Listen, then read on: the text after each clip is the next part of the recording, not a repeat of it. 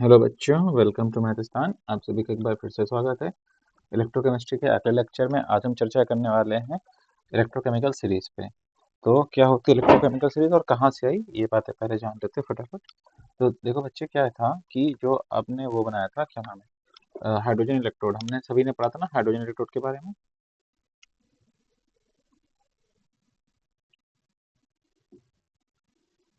Hydrogen electrode किस type का electrode था बेटा? It was a gas ion electrode, right? It was a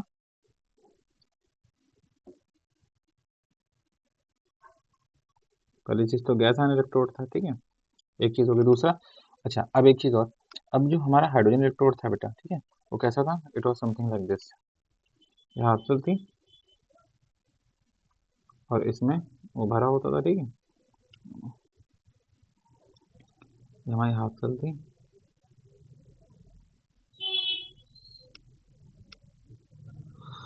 अरे बन गया भाई। इस यहाँ से वायर प्लेटिनम वाला आता था और यहाँ पे हमने सॉल्यूशन भरा हुआ था HCl का, और यहाँ से क्या होती थी, with some pressure H2 gas was inserted. This was all, ठीक है। अब लेट सपोज हम स्टैंडर्ड कंडीशन ले लेते हैं। कौन सी कंडीशन ले लेते हैं? Standard condition. स्टैंडर्ड कंडीशन क्या होती है बेटा? स्टैंडर्ड कंडीशन का मतलब है जो H2 गैस का प्रेशर होगा वो कितना होगा? 1 atm। जो कंसंट्रेशन ऑफ HCl होगी वो कितनी होगी? That will B 1 molar. ये जो सब हम कर रहे हैं किस टेम्परेचर पर कर रहे हैं? Room temperature, that is 25 degree Celsius, और वी कैन से 298 केल्विन, ठीक है। इन तीन कंडीशनों को दे लेंगे, उसके बाद जो हमें इलेक्ट्रोड पोटेंशियल की वैल्यू मिलेगी, electrode potential of hydrogen, electrode potential of hydrogen, उसे हम बोलेंगे standard hydrogen electrode. That is not standard hydrogen electrode potential, that is standard hydrogen electrode potential, electrode potential, ठीक है। और इस कंडीशन में जो इलेक्ट्रोड है, this electrode will be known as standard hydrogen electrode. इसी को हम क्या बोलेंगे? स्टैंडर्ड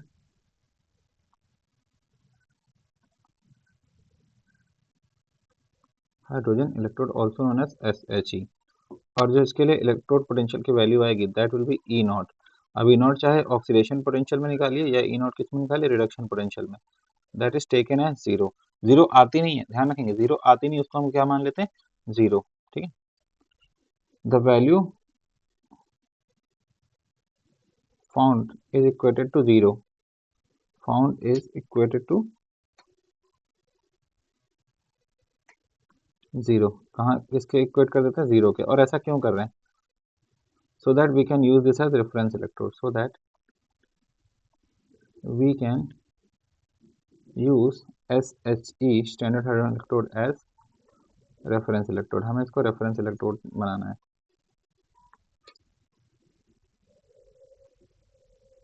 ठीक है। अब जब हम इसको रेफरेंस इलेक्ट्रोड बनाते हैं तब क्या होता है? अब रेफरेंस इलेक्ट्रोड बनाने के बाद लेट सपोज एक साइड आपने क्या कर दिया,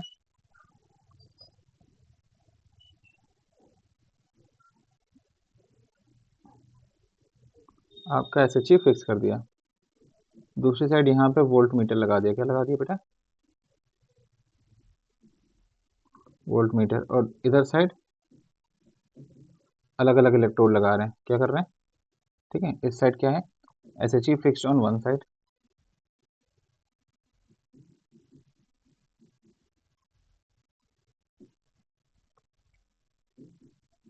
और इस साइड क्या है बेटा? डिफरेंट इलेक्ट्रोड्स आर यूज्ड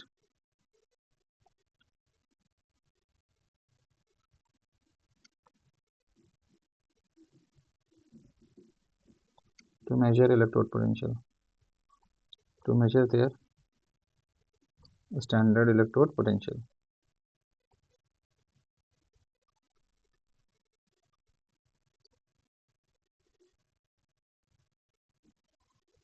अब इससे होगा क्या? अब हमारे पास दो इलेक्ट्रोड हैं, ठीक है। एक है एनोड और एक है कैथोड। एनोड पे क्या हो रहा है? लेट सपोज हमारा हाइड्रोजन गैस सेल है, ठीक है। एनोड पे हमारा कौन सा? Standard hydrogen electrode. तो एनोड पे हमारा होगा स्टैंडर्ड हाइड्रोजन इलेक्ट्रोड। इसके लिए अब वैल्यू किसकी आएगी? E naught OP. But E naught OP तो कितना है? जीरो। और कैथोड पे होगा अदर इलेक्ट्रोड। कौन होगा? अदर, जिसके लिए ई नॉट आर पी की कुछ वैल्यू आएगी। लेट्स सपोज वो वैल्यू कितनी आती है? एक्स। इन दोनों को जोड़ने के बाद हमेशा क्या मिलती है? Full cell reaction. क्या मिलती है? Full cell reaction. और यहाँ क्या मिलता है हमें?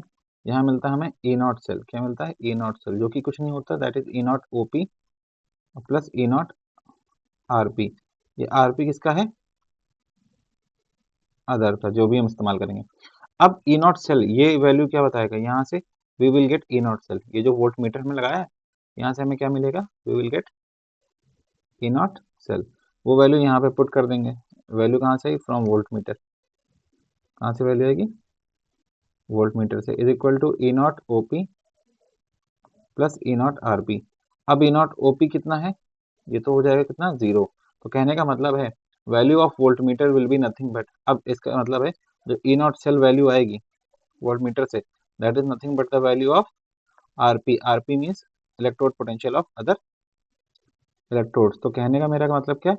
कहने का मतलब ये है कि यहाँ से वोल्ट मीटर की जो भी रीडिंग आएगी वो क्या बता रही होगी? दूसरों का reduction potential.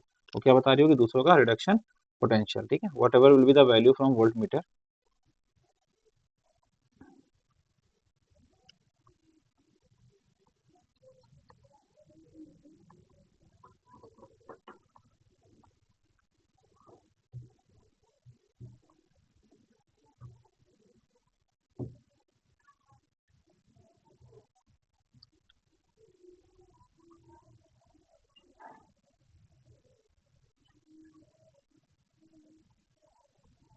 It will be the reduction potential of other electrodes if SHE is used as anode। used as anode. I hope आप समझ गए होंगे कि मैं यहाँ से क्या कहना चाह रहा हूँ। ठीक है, अगर एसएचजी को हम एनोड की तरह यूज कर रहे हैं, बाकी लोग को कैथोड की तरह यूज कर रहे हैं, तो वहां से हम सबके इलेक्ट्रोड पोटेंशियल की वैल्यू फाइंड कर सकते हैं। अभी हम सबके इलेक्ट्रोड पोटेंशियल की वैल्यू फाइंड कर लेते हैं। उसके बाद ठीक है, after finding the value of after finding the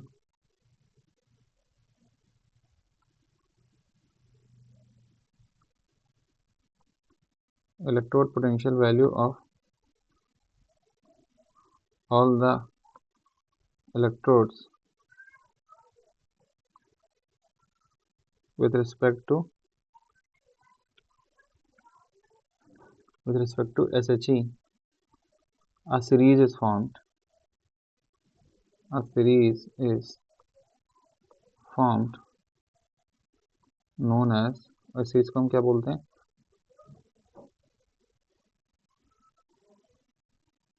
electrochemical series, known as electrochemical series. Okay, तो हमें क्या मिलने वाली बच्चा? एक इलेक्ट्रोकेमिकल सीरीज। अब इलेक्ट्रोकेमिकल सीरीज में क्या होता है, थोड़ा सा समझने की कोशिश कीजिएगा।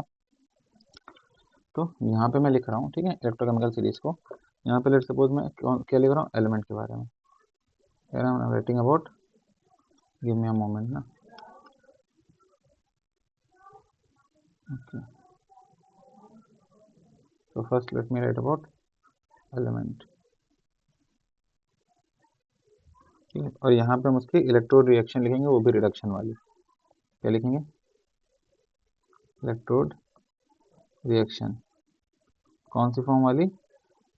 रिडक्शन फॉर्म वाली। ठीक है, और यहाँ पे उसका स्टैंडर्ड रिडक्शन पोटेंशियल। ठीक है, और यहाँ पे उसी के अपोजिट हो जाएगा स्टैंडर्ड ऑक्सीडेशन पोटेंशियल। ठीक है, दोनों अपोजिट ही चलते हैं एक दूसरे के वैसे तो।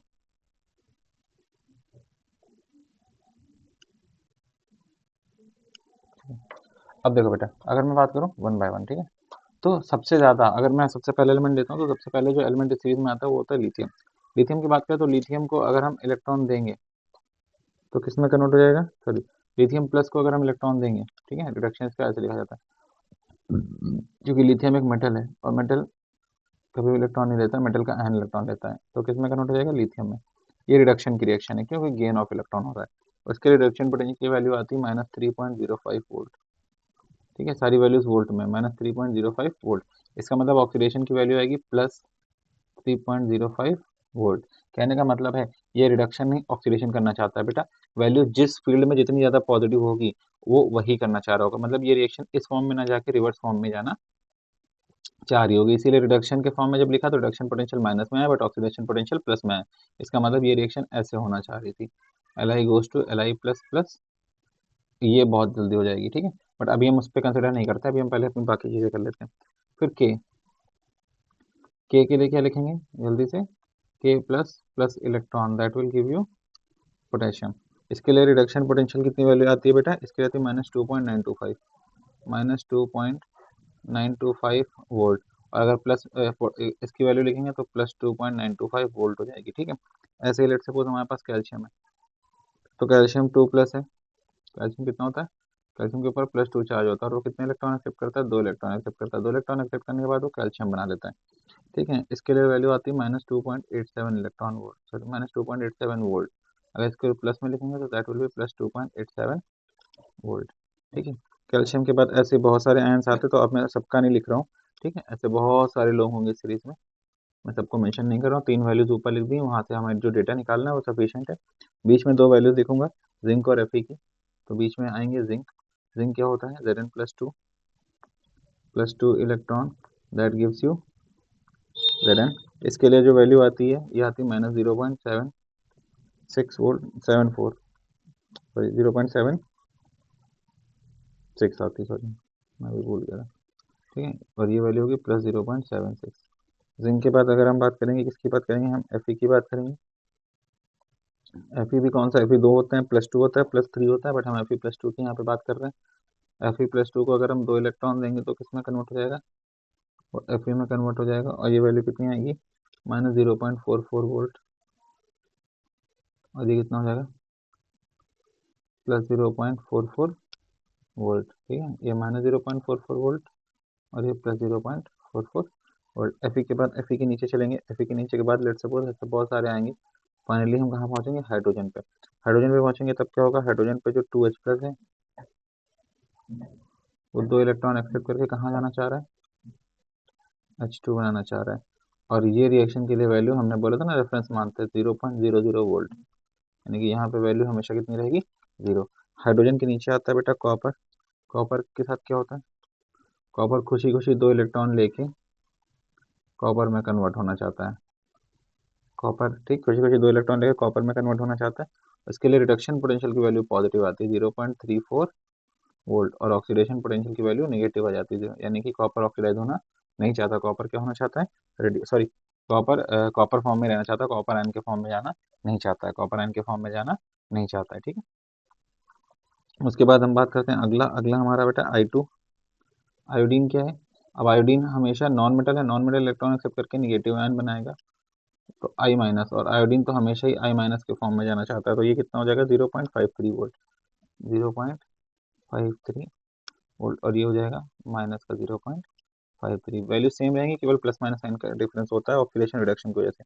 अगर मैं सिल्वर की बात करूँ, Ag, तो Ag प्लस से प्लस फॉर्म में नहीं रहना चाहता, इसको भी नहीं अच्छा लगता, एक तुरंत इलेक्ट्रॉन लेके ये Ag के फॉर्म में रहना चाहता है, और यहाँ पे इसकी वैल्यू आती है 0.79, 0.79 वोल्ट, और यहाँ पे आती है -0.79। बेसिकली 80 होती है, बट ठीक है अभी हम के लिए 79 लिख ले रहे हैं। उसके बाद सिमिलरली Ag के बाद आता है Br2Cl2। कौन आएगा बेटा, Br2 आएगा। Br2 क्या करेगा, Br2 दो elect plus 2 electron gives you 2Br-। Balance नहीं कर रहा हूँ बट आप समझ सकते हैं, 2Br-। यहाँ पे भी था 2I-। अच्छा, 2Br- में क्या हो जाएगा, ये हो जाएगा +1.08, +1.08 वोल्ट, ठीक है, +1.08 वोल्ट। और यहाँ पे अगर मैं बात करूँगा तो जाएगा -1.08 वोल्ट, यानी कि Br2 Br फॉर्म में रहना चाह रहा है, Br2 किस में रहना चाह रहा है, सॉरी Br- फॉर्म में रहना चाह रहा है, Br2 के फॉर्म में रहना नहीं चाह रहा।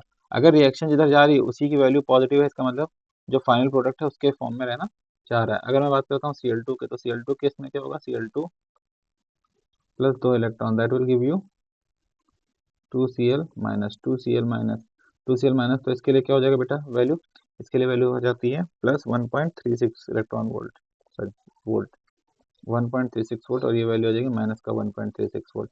और एक लास्ट में लिखने जा रहा हूँ, दो लोग बचते हैं, दोनों लिख देता हूँ। एक है Au और एक है F2। Au प्लस फॉर्म से होता है बेटा, 3 प्लस फॉर्म में होता है, फटाफट 3 इलेक्ट्रॉन एक्सेप्ट करना चाहता है और Au बनाना चाहता है। वहीं पर फ्लोरीन क्या होता है, फ्लोरीन 2 इलेक्ट्रॉन एक्सेप्ट करके 2F माइनस बनाना चाहता है। इसकी वैल्यू आती है बेटा 1.50 इलेक्ट्रॉन 50 वोल्ट, सॉरी, इसकी वैल्यू आती है 2.80 वोल्ट। ठीक है, यहाँ पे माइनस में आएगा 1.50 वोल्ट और ये आएगा माइनस का 2.80 वोल्ट।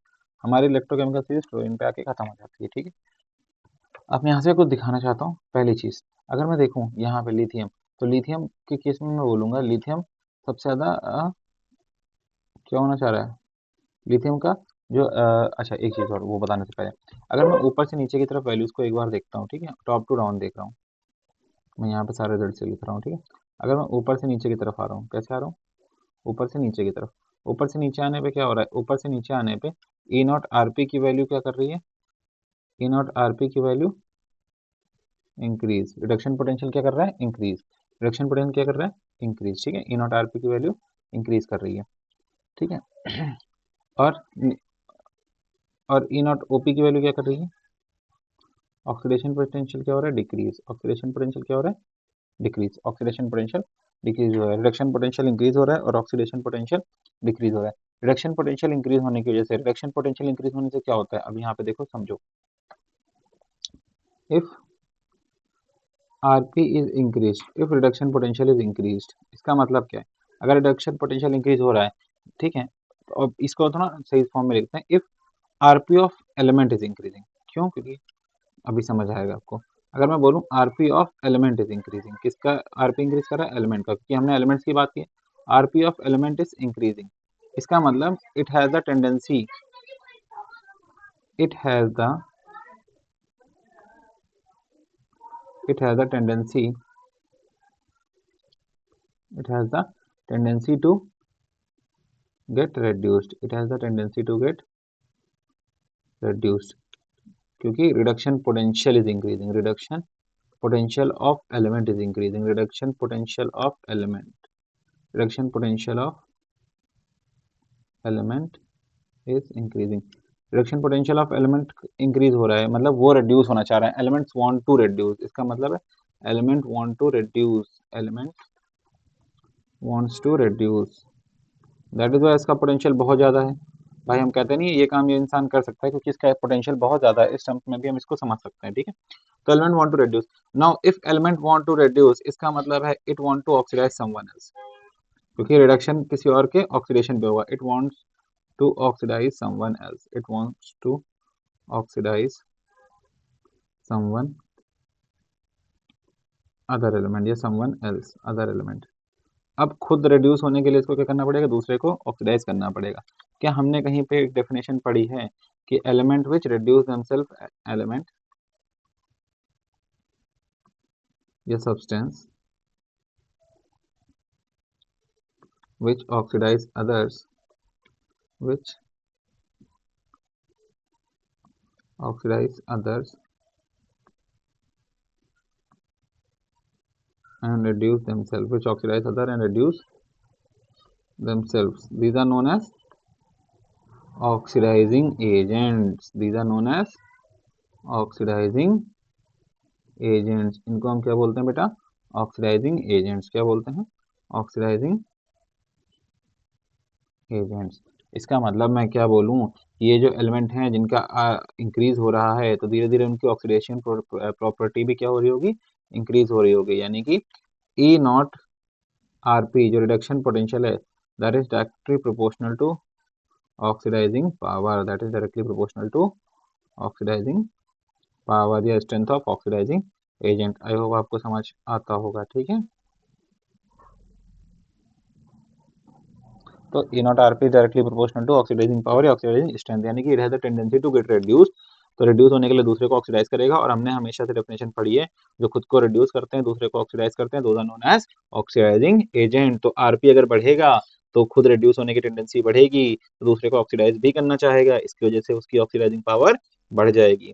दूसरी तरफ से समझते हैं, if OP oxidation potential of element is increasing, अगर किसी एलिमेंट का क्या इंक्रीज हो रहा है, ऑक्सीडेशन पोटेंशियल। आप समझिए कहानी, ऑक्सीडेशन पोटेंशियल का इंक्रीज होने का मतलब क्या है, it has the tendency to get it has the tendency to get oxidized. It has the tendency to get oxidized. Oxidized होने का मतलब क्या है? Element wants to oxidize itself. Element wants to oxidize itself. Element खुद को क्या करना चाह रहा है? Oxidize. अब अगर element खुद को oxidize करना चाह रहा है तो उसके लिए क्या करना पड़ेगा?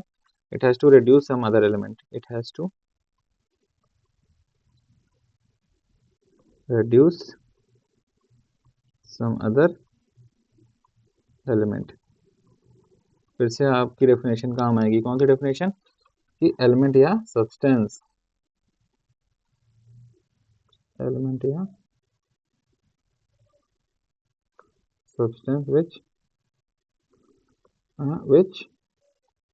reduce others,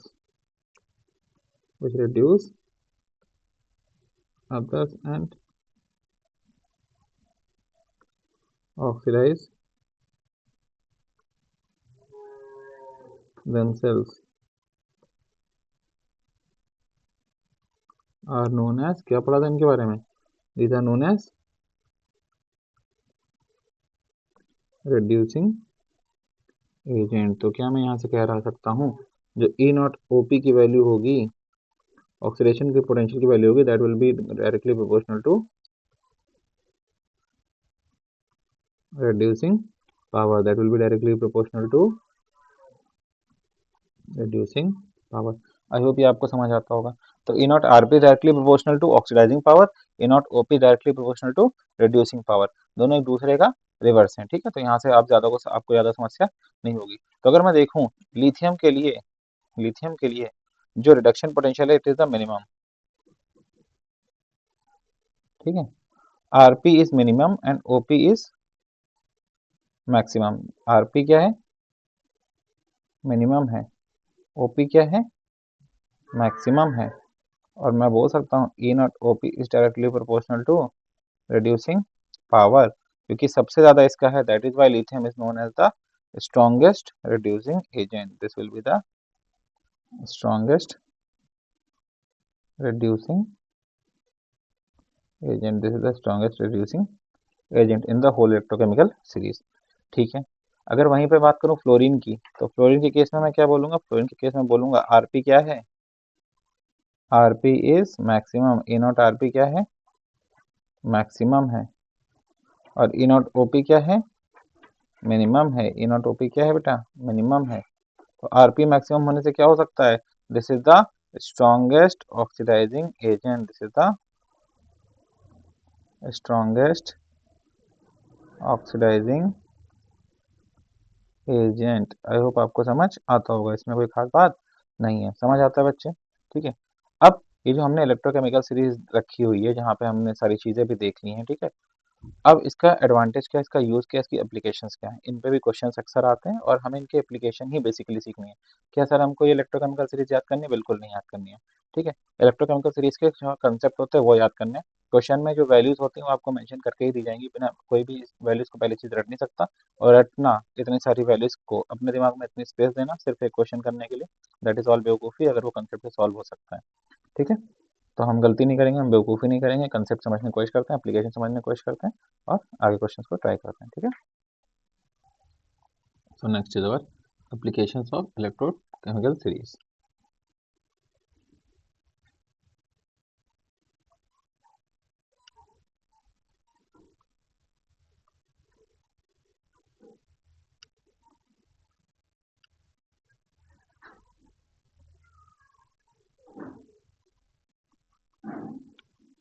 तो अच्छा, what are the applications of electrochemical series? Okay, first thing, पहली कि prediction of anode and cathode.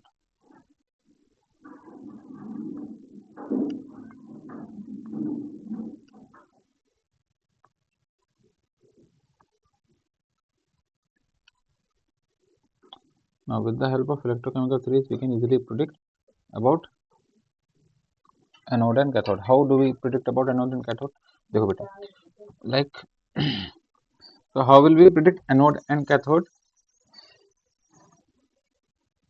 So simply when two cells are connected, ठीक है, when two cells are connected,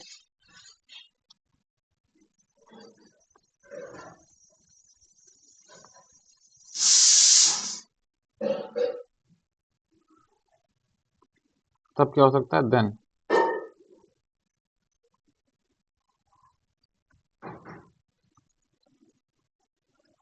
then let's suppose there A naught RP is mentioned. Okay, A naught RP is, let's suppose मैं इसको case बना देता हूँ ना, पहला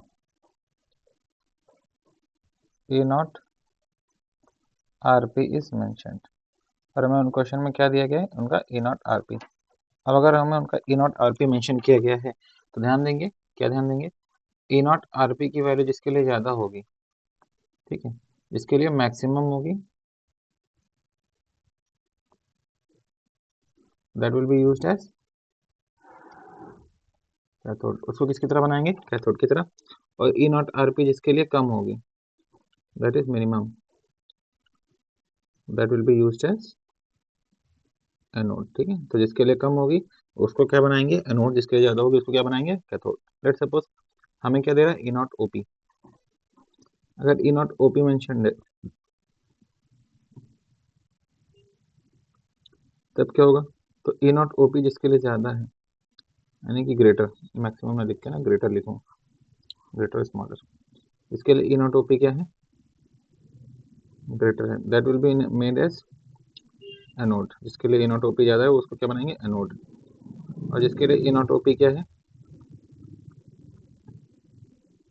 smaller, that will be made as cathode. Okay, so ऐसे चलेगा। E naught RP जब मेंशन होगा तो एनोड और कैथोड यहाँ से हम पता लगाते हैं। ठीक है, दूसरा, ठीक है, अगर नहीं मेंशन है, if E naught OP and E naught RP are mentioned, अगर आपको ऐसे दे रहा फंसाने के लिए, ठीक है, तो हमें कुछ नहीं करना है, हमें एक स्टेप एक्स्ट्रा करना है, convert both of them either into, convert both of them either into E naught RP और E naught OP। ये खाली प्रोडिक्शन के लिए, ठीक है, तो हम पता लगा सकते हैं वहां से कौन एनोड है कौन कैथोड है, फिर हमारा ये वाला रूल एप्लीकेबल हो जाएगा, पहला। दूसरा, प्रोडिक्शन ऑफ एनोड कैथोड हो गया। Second is reactivity of metals.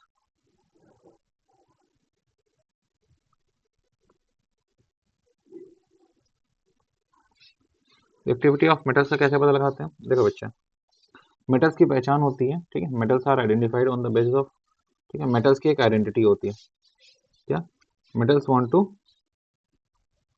Loose electron, और लूज इलेक्ट्रॉन का मतलब वो क्या होना चाहते हैं, ऑक्सीडाइज। ऑक्सीडाइज होने से क्या होगा, उनका E naught OP क्या रहेगा, हायर, और मैं बोल सकता हूँ E naught RP क्या रहेगा, लोअर। ठीक है, तो कहने का मतलब है जिनका E naught OP, जिनका E naught, if E naught OP is decreasing, if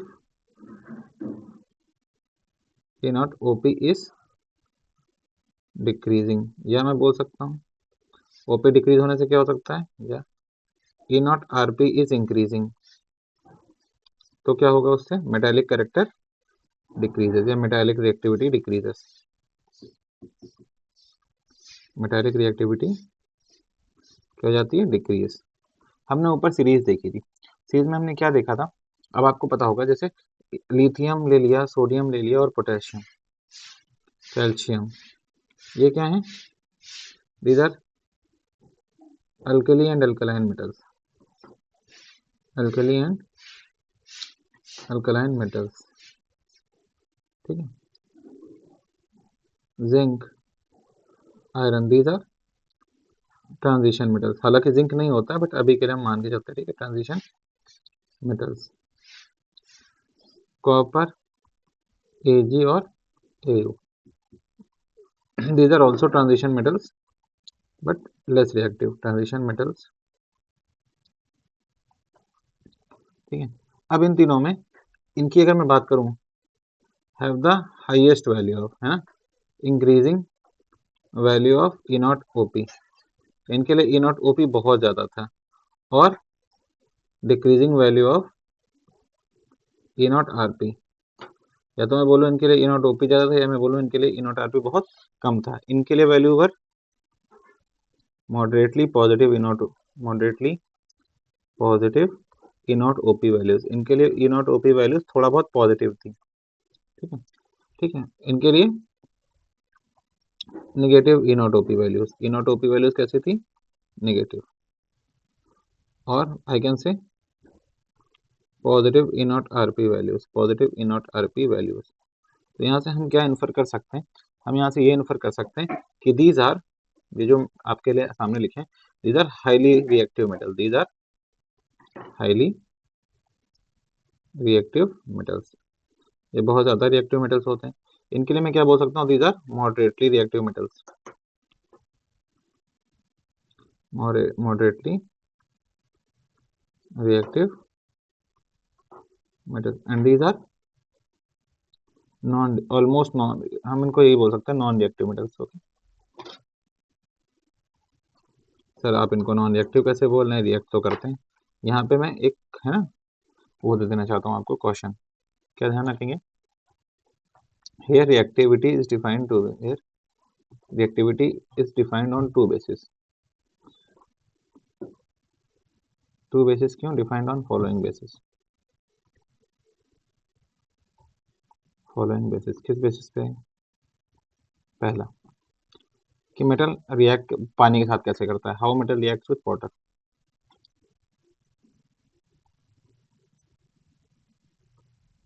reacts with hot and cold water, hot and cold water. अगर हॉट एंड कोल्ड वाटर के साथ अच्छा रिएक्ट कर रहा है, हॉट के साथ और कोल्ड के साथ, दोनों के साथ रिएक्ट कर रहा है, तो हाईली पॉजिटिव। ठीक है। अगर केवल हॉट के साथ रिएक्ट कर रहा है, कोल्ड के साथ नहीं कर रहा है, तो मॉडरेटली। ना हॉट के साथ कर रहा है ना कोल्ड के साथ कर रहा है, दैट इज आपका ट्रांजिशन मेटल। दूसरा, reaction with acid, reaction with acid, acid के साथ कैसे रिएक्ट कर रहा है? रिएक्शन विथ एसिड का मतलब liberation of H2 gas, H2 gas निकल रही है या नहीं निकल रही है। और तीसरा, ठीक है, दो चीजें होगी, रिएक्शन विथ एसिड, और तीसरी चीज जो बचती है वो है लॉस ऑफ इलेक्ट्रॉन। हम इसके बेस मेटल की रिएक्टिविटी को चेक कर रहे हैं, ठीक है, इन तीन बेसिस पे। ओके, तो यहाँ से मैं बोल सकता हूँ these are non reactive metal. यही रीजन है, अब क्योंकि ये नॉन रिएक्टिव मेटल्स हैं, दैट इज वाई कॉपर हो गया, एजी हो गया, एयू हो गया, प्लेटिनम हो गया, these are used in jewelleries, these are used in jewelleries. अब कोई ऐसी ज्वेलरी तो नहीं पहन के चलना चाहेगा, ठीक है, jewelleries.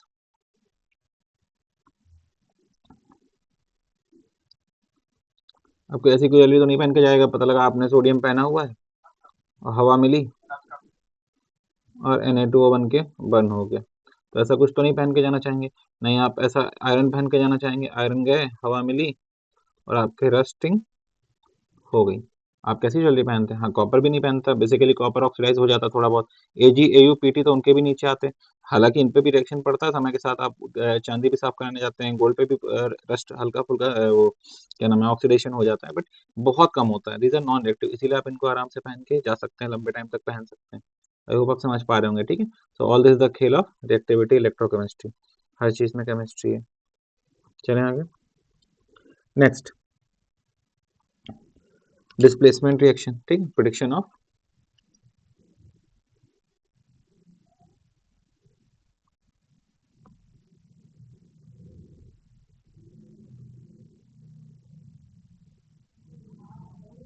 Displacement reaction. Displacement reaction का प्रिडिक्शन कैसे करेंगे?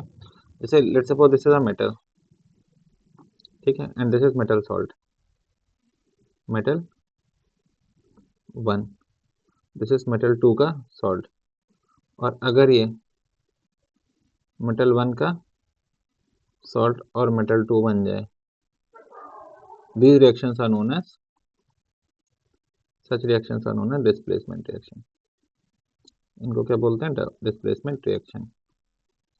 फॉर एग्जांपल जैसे Fe प्लस CuSO4, अगर ये दोनों आपस में रिएक्ट करेंगे तो you will get FeSO4 plus Cu। Similarly Zn plus CuSO4, ये आपस में रिएक्ट करेंगे, you will get ZnSO4 plus Cu। Similarly Zn plus FeSO4, ये दोनों आपस में रिएक्ट करेंगे, you will get ZnSO4 plus Fe। But अगर मैं लिखूं Cu प्लस FeSO4 और आप उम्मीद कर रहे हैं कि आपको CuSO4 और Fe मिल जाएगा, तो आप गलत उम्मीद कर रहे हैं। This is not going to happen. Similarly if we write Fe plus ZnSO4 और अगर आप उम्मीद कर रहे हैं आपको ZnSO4 FeSO4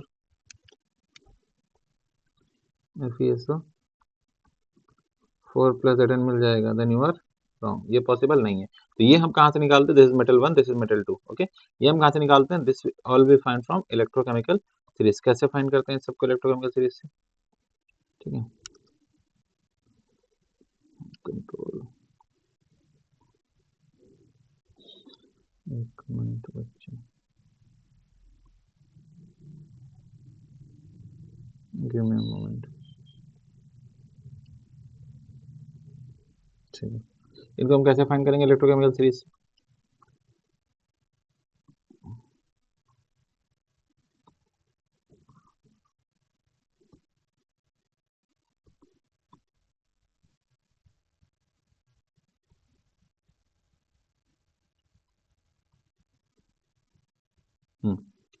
तो इनको फाइंड करने का तरीका क्या होता है? तरीका ये होता है, लेट सपोज अगर मुझे वैल्यूज दी गई हैं, अगर ई नॉट, ठीक है, मैं पॉइंट से लिख देता हूँ।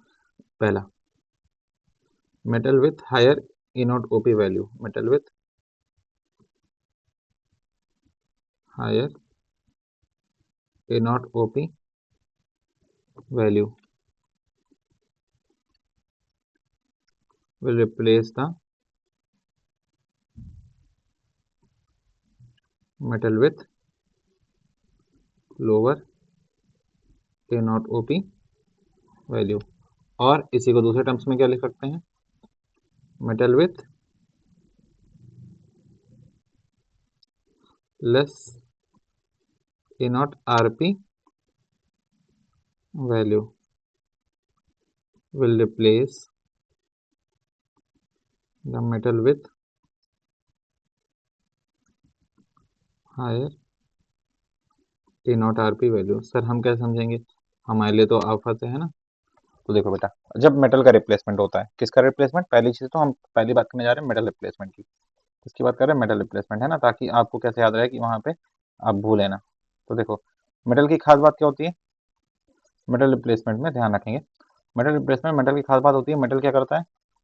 लूज इलेक्ट्रॉन, लूज इलेक्ट्रॉन से क्या होता है? Oxidise.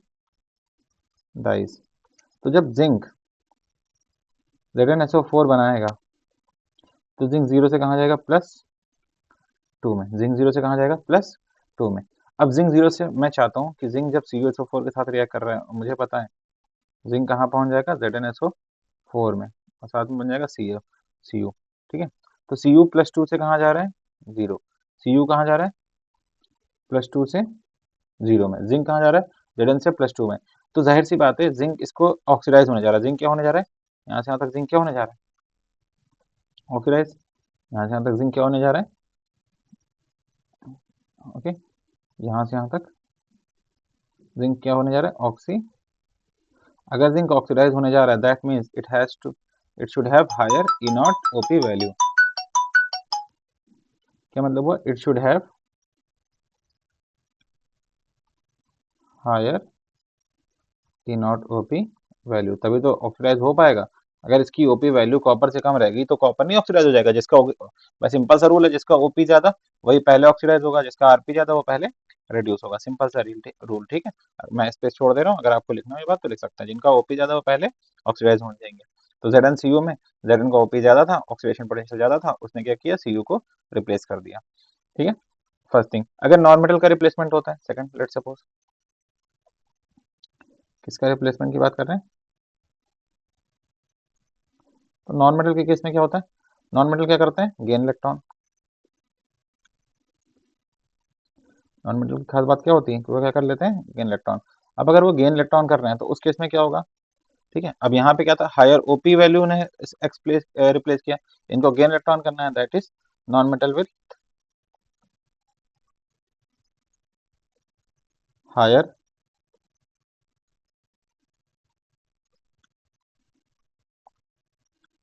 Rp value will replace other non-metal. Example देखिए, let's suppose you are given with ZnCl2, sorry, ZnBr2, okay?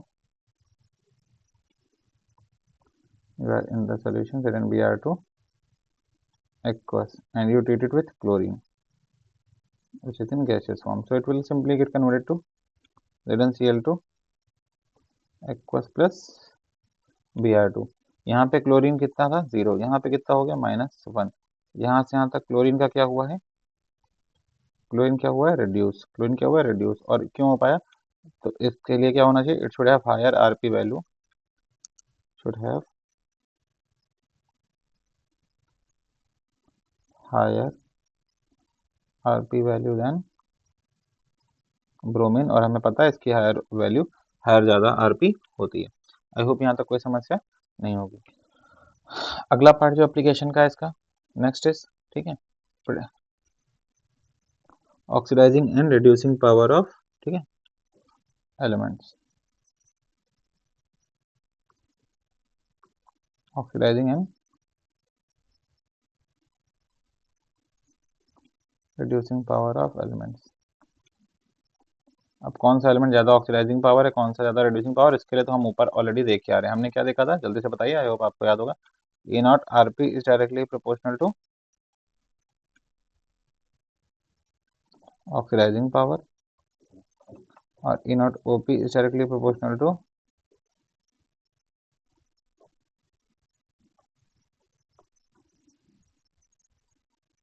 Reducing power. I hope यहाँ तक कोई डाउट नहीं होगा, ठीक है। So this were the some of the applications of electrochemical series. उसके अलावा जो एप्लीकेशंस आती है बेटा, जब हम क्वेश्चंस करेंगे तो उन्हीं के साथ उनको डिस्कस कर लेंगे, क्योंकि इससे ज़्यादा इंपॉर्टेंट एप्लीकेशंस नहीं होती। जितनी भी इंपॉर्टेंट एप्लीकेशंस होती हैं वो हमने यहाँ पे डिस्कस ऑलरेडी कर ली हैं, ठीक है। अगर कोई क्वेश्चन में आएगा तो ऑफकोर्स वहाँ उसको वहीं डिस्कस कर लेंगे, ठीक है। तो आज की क्लास को हम यहीं पे एंड करते हैं। इतना पढ़ के आइए, इसको रिवाइज करके आइए। मिलते हैं आपसे अगली क्लास में। Till then take care, goodbye, thank you.